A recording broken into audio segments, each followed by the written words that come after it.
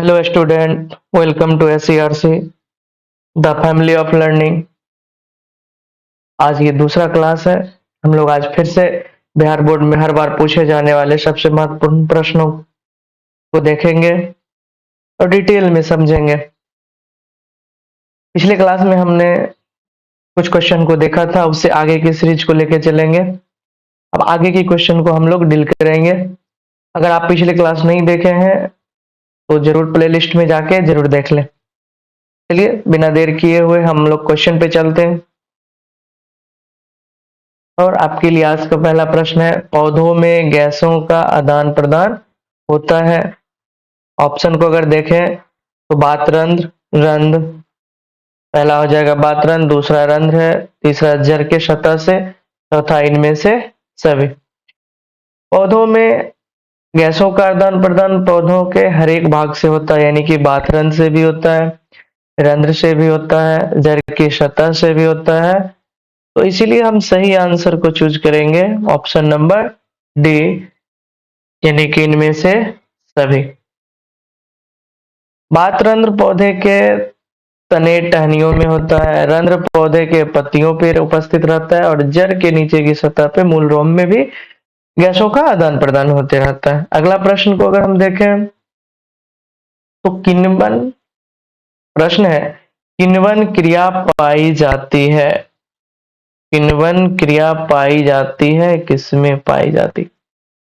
और ऑप्शन की बात करें तो पहला ऑप्शन हमारे पास है अमीबा, दूसरा ईस्ट, तीसरा हाइड्रा, इनमें से कोई नहीं, चौथा ऑप्शन में है। अगर हम अमीबा की बात करें तो अमीबा में किण्वन की क्रिया नहीं पाई जाती है। हाँ, सही आंसर हो जाएगा ईस्ट। ईस्ट में किण्वन की क्रिया पाई जाती है, क्योंकि यहाँ पे ऑक्सीजन की अनुपस्थिति में श्वसन होता है, तो वहां पे किण्वन की क्रिया हो जाती है। तो सही आंसर हमारा हो जाएगा बी। चलिए अगला प्रश्न हम लोग देखते हैं। प्रकाश संश्लेषण होता है, ऑप्शन देख लेते हैं। दिन में, रात में, दिन और रात, दिन और रात में, इनमें से कोई नहीं। अगर हम प्रकाश संश्लेषण की बात करें तो प्रकाश संश्लेषण सूर्य प्रकाश की उपस्थिति में होती है। तो सूर्य प्रकाश की उपस्थिति कब रहती है? तो दिन में रहती है। सूर्य प्रकाश की उपस्थिति दिन में रहती है, तो सही आंसर ए होगा। अगर हम देखें तो प्रकाश संश्लेषण के लिए सनलाइट की सबसे ज्यादा इंपॉर्टेंट है, जरूरत होती है। आप इस पौधों को देखेंगे तो पत्तियों में यानी कि कार्बोहाइड्रेट का निर्माण होता है, तो उसके लिए क्या चाहिए? कार्बन डाइऑक्साइड चाहिए, सनलाइट चाहिए, ऑक्सीजन बाद में निकल जाता है बन के, और ग्लूकोज का निर्माण नीचे यानी कि जड़ से जल की भी आवश्यकता होती है। तो अगर हम प्रकाश संश्लेषण का इक्वेशन लिखें, आप लोग को इक्वेशन ध्यान होगा, carbon dioxide plus water presence of sunlight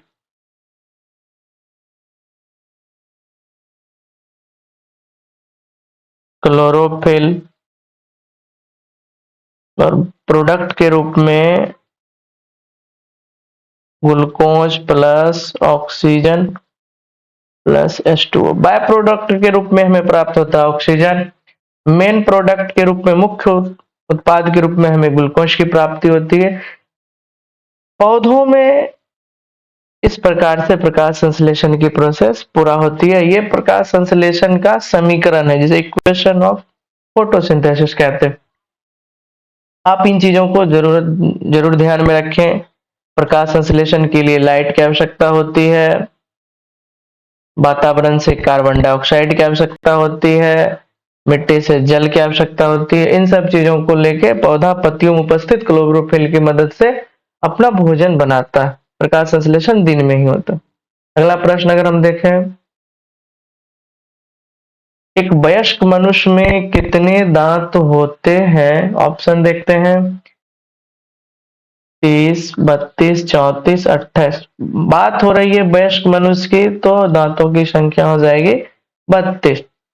अगर हम दांत की प्रकार को देखें तो दांत हो जाते हैं 3 प्रकार के, इंसीजर हो जाते हैं, दूसरा हो जाते हैं कैनाइन, तीसरा हो जाते हैं प्रीमोलर, चौथा हो जाते हैं मोलर। आप यहाँ पे ध्यान से देख सकते हैं सबका स्ट्रक्चर, ये इंसीजर का है, उसके बाद कैनाइन है, उसके बाद प्रीमोलर होते हैं, उसके बाद मोलर होते हैं।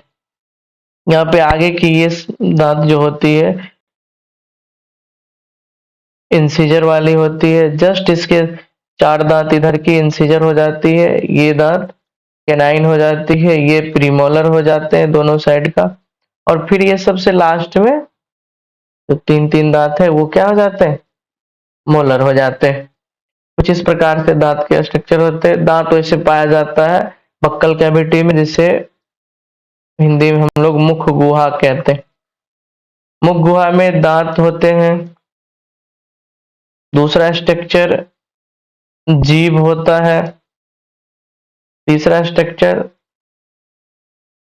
लार ग्रंथि पाई जाती। यह सब भी आहार नाल का हिस्सा है।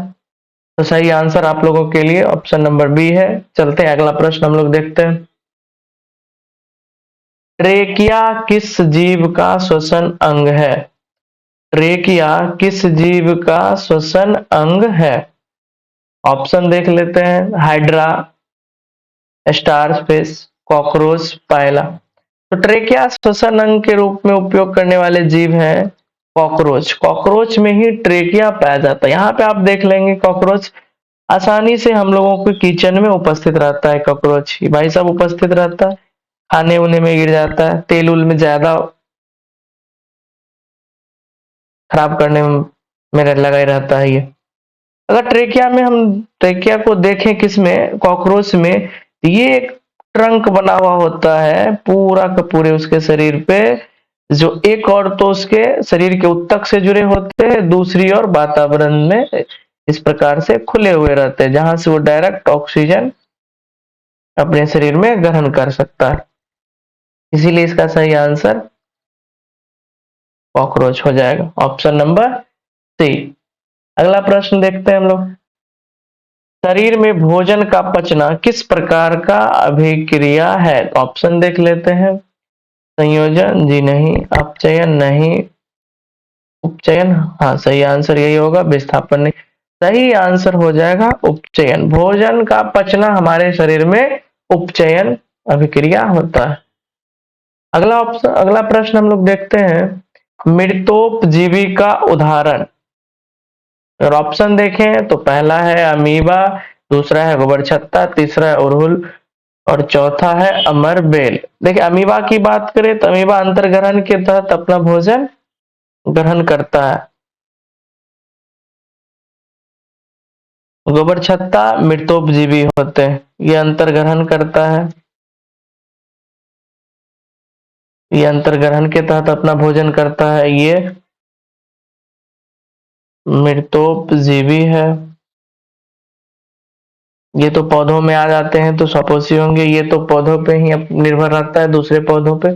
परजीवी उदाहरण आप कह सकते हैं। अगर हम गोबरछत्ता की बात करें तो आप इस प्रकार से देखे होंगे आपके घर आंगन के अगल बगल में, या आपके जहां पे आप रह रहे होंगे उसके आसपास आपको इस प्रकार से दिख गए होंगे गोबरछत्ता। ये कवक है और कवक का ही ये उदाहरण है।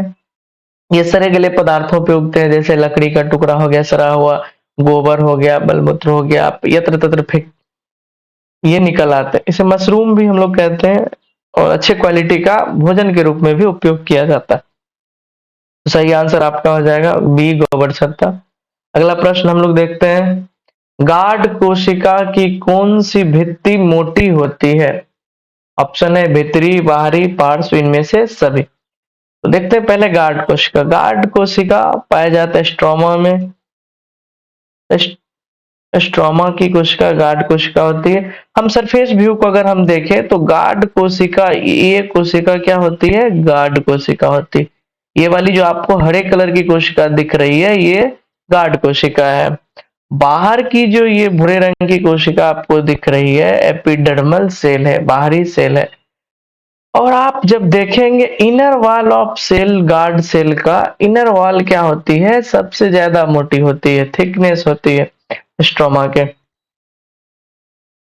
और बीच बीच में आपको क्लोरोप्लास्ट दिख जाएंगे। यहाँ पे आप स्ट्रोमा को देख सकते हैं कि ये इनर वॉल क्या होती, ज्यादा मोटी होती, क्रॉस सेक्शन में आसानी से दिख जाएंगे। तो गार्ड सेल की जो भीतरी भित्ति होती है सबसे मोटी होती। अब प्रश्न उठता है कि सर गार्ड कोशिका की भीतरी परत क्यों मोटी होती? क्योंकि इसमें हमेशा पानी लगा रहता है। अब वाष्पोत्सर्जन होगी, पानी बाहर निकलेंगे, तो फिर हमेशा इसी के जरिए क्या होते हैं, बाहर निकलते, खुलते हैं स्टोमाटा, बंद होते हैं, खुलते हैं, बंद होते हैं, तो पानी इसमें पानी आ जाता है, फूल जाता है, फिर खुल जाता है, पानी फिर निकल जाती है, तो फिर ये बंद हो जाती है। तो पानी के संपर्क में रहने के कारण ये मोटा रहता है, क्योंकि अगर मोटा नहीं रहे तो कोशिका की नुकसान हो सकती। तो सही आंसर हो जाएगा ए। अगला प्रश्न है, मानव मूत्र में यूरिया का प्रतिशत मात्रा होती है? ऑप्शन है 96%, जी नहीं 96%, अप्रोक्स वाटर इसमें हो जाते हैं, 60% कुछ नहीं, यानी कि 2% यहाँ पे यूरिया होता है। मानव मूत्र में 2%, मानव मूत्र में 2% यूरिया होता है, मानव मूत्र में 2% यूरिया होता है।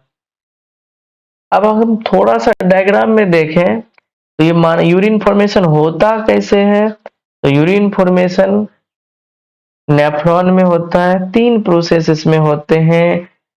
ग्लोमेरुलर फिल्ट्रेशन पहला है, दूसरा प्रोसेस है ट्यूबुलर रीअब्जॉर्वेशन, तीसरा है ट्यूबुलर सेक्रेशन। बोमन संपुट में सारे अशुद्ध रक्त आते हैं और यहाँ पे फिल्ट्रेट होके पूरी प्रोसेस के मदद से ये कलेक्टिंग डक्ट में मूत्र बन के पहुंच जाते हैं, और फिर यहाँ कलेक्टिंग डक्ट सीधा मूत्राशय में जाके खुलते हैं, और जहाँ पे मूत्र इकट्ठा होता है, जहां से समय समय पे आप विसर्जन कर देते हैं मूत्र का। डिटेल में बात हम लोग किसी और क्लास में कर लेंगे कि उत्सर्जन की जो प्रोसेस है, यूरिन फॉर्मेशन का जो प्रोसेस है, वो किस प्रकार से नेफ्रॉन की मदद से होता है। जब हम लोग क्लास देखेंगे थ्योरी का तो उसमें हम लोग पढ़ लेंगे। आप लोग पढ़े जरूर होंगे, थोड़ा सा रिवीजन हमने कर दिया चीजों का। चलिए सही आंसर इसका हो जाएगा 2%, सही आंसर हो जाएगा 2%। तो चलिए अगला प्रश्न हम लोग देखते हैं। पौधों में प्रकाश संश्लेषण का स्थान है? ऑप्शन है माइटोकॉन्ड्रिया, नहीं माइटोकॉन्ड्रिया में नहीं, दूसरा है क्लोरोप्लास्ट, तीसरा है ल्यूकोप्लास्ट, इनमें से कोई नहीं। सही आंसर हो जाएगा क्लोरोप्लास्ट, क्योंकि क्लोरोप्लास्ट में ही क्लोरोफिल नामक पिगमेंट पाए जाते हैं और वहीं से प्रकाश संश्लेषण की प्रक्रिया होती है। जैसे यहाँ पे आप पत्ती देख रहे होंगे, हरे पत्ती, हरे पत्ती का एक छोटा सा कट हम किए, वहां पे हमें मिला क्या, क्लोरोप्लास्ट का स्ट्रक्चर देखने के लिए, जहां पे पिगमेंट के रूप में पाए जाते हैं क्लोरोफिल। क्या पाए जाते हैं? क्लोरोफिल पाए जाते हैं।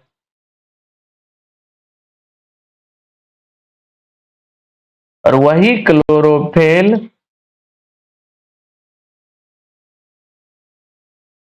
क्लोरोफिल प्रकाश संश्लेषण की क्रिया करने में मदद करता है। यहाँ पे थैलाकॉइड्स होते हैं, थैलाकॉइड्स ही प्रोसेस को करता है, प्रकाश संश्लेषण के प्रोसेस, जिसमें ग्लूकोज का निर्माण होता है। चलिए अगला प्रश्न हम देखते हैं। तो सही आंसर इसका हो जाएगा क्लोरोप्लास्ट। प्रेसेसिका हिस्सा है। अब अगर हम बात करें प्रेसेसिका, तो इंग्लिश में इसे अपेंडिक्स कहते हैं, इसे अपेंडिक्स कहते हैं। तो अपेंडिक्स आहार नाल का ही हिस्सा होता है, तंत्रिका तंत्र का हिस्सा नहीं होता है, संवहन तंत्र का नहीं होता है, जनन तंत्र का नहीं होता। आहार नाल का हिस्सा प्रेसिका यानी कि अपेंडिक्स। अगर हम अपेंडिक्स को देखें तो ये बड़ी आंत में, लार्ज इंटेस्टाइन में ये होते हैं, बड़ी आंत में ये जुड़े होते हैं। बड़ी आंत को हम लोग 2 भाग में बांटते हैं। पहला भाग तो हम लोग कॉलन बांटते हैं, दूसरा भाग मलाशय यानी कि रेक्टम में बांटते हैं। तो जब असेंडिंग कॉलन होता है, जहां पे शिक्कम होता है, इस स्थान से, यहीं से छोटी आंत भी जुड़ी होती है, तो ये सिक्कम वाले स्थान से ही एक उंगली नुमा संरचना बाहर निकले हुए रहते हैं, जो हमारे शरीर में किसी काम के होते नहीं है, क्योंकि अब्सेसिव अंग के रूप में है, जो अपेंडिक्स कहलाता है। कभी कभी ये इन्फेक्टेड हो जाते हैं, इन्फेक्शन की वजह से फूल जाते हैं, जिसे सर्जरी करके शरीर से बाहर निकालना होता। पहले के समय में अपेंडिक्स का रोल था सेलुलोज के पाचन में, जब मानव कलमुंद या आप कह सकते हैं कि आदि मानव के रूप में रहे होंगे, तब जाके ये अंग सही ढंग से काम करते होंगे। अब इनकी जरूरत नहीं हो गई, मानव ने पका पकाया खाना शुरू कर दिया, सेलुलोज का कोई काम होता नहीं है, तो ये अंग अवशेषी अंग के रूप में हमारे शरीर में रहता है, जो कभी कभी बैक्टीरिया के कारण इन्फेक्टेड होने से फिर हमें परेशानी हो जाती है, फिर ऑपरेशन करके इसे निकालना होता है। अक्सर आप लोग घर आंगन में या अपने आसपास पड़ोस में इन चीजों के बारे में जरूर सुने होंगे कि उसका अपेंडिक्स हो गया ऐसे और ऑपरेशन करना पड़ गया। थोड़ी सी टिकटका लगती है और अपेंडिक्स निकल आते हैं। चलिए अगला प्रश्न को हम लोग देखते हैं। निम्नलिखित में से कौन सा संवहन उत्तक है? तो पहला ऑप्शन है एपिडर्मिस, दूसरा है फ्लोएम, तीसरा है जाइलम, चौथा है बी एंड सी दोनों। अगर हम एपिडर्मिस की बात करें तो जड़, तना, पत्तियों के ऊपरी हिस्सों में, ऊपरी भाग में जो उत्तक या कोशिकाएं पाई जाती है एपिडर्मिस वाली होती है। फ्लोएम और जाइलम, फ्लोएम की अगर बात करें तो पौधों में भोजन का परिवहन करता है, पौधों में भोजन का परिवहन करता है। अगर हम जाइलम की बात करें तो जल एवं